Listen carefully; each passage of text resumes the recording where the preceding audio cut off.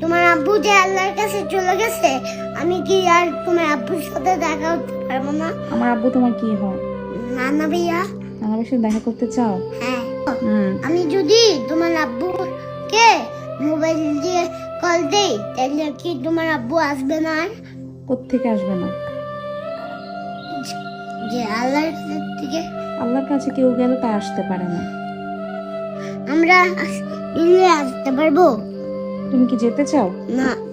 হ্যাঁ, খেতে চাই না। যাইতে চাও না? না। কেন? আমি আমার নানা ভাইয়ার সাথে দেখা করতে চাই না। নানা ভাইয়ের সাথে দেখা করতে চাও না? না, কারণ ওইখানে আল্লাহর কাছে গেলে আমরা আসতে পারবো না। আল্লাহর কাছে গেলে আসতে পারবো না, এই কারণে নানা ভাইয়ের সাথেও দেখা করতে চাও না? না। তো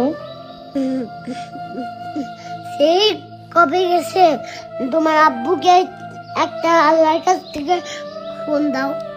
আল্লাহর কাছে একটা ফোন দিতাম? হ্যাঁ, তোমার আব্বুকে বলো যে আমার কাছে আসতে, আমার সাথে দেখা করে আল্লাহর কাছে যেতে। তোমার দেখা করে? আরে বাবা রে, সেটা যদি সম্ভব থাকতো তাইলে আমার বাপরে কবে আল্লাহর থেকে ফোন দিয়ে নিয়ে আসতাম। আল্লাহ। কাম্মু, তুমি কি কষ্ট পাচ্ছ? কষ্ট পাচ্ছি তো মা। তা কাম্মু, তুমি কষ্ট পাইও না।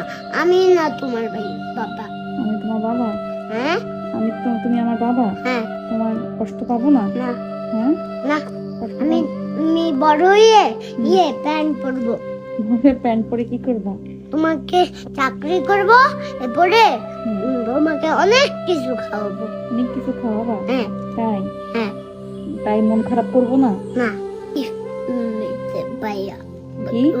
আমি অনেক একটা বড় একটা টাকা পেয়ে, এক কোটি কোটি টাকা পেয়ে আমি একটা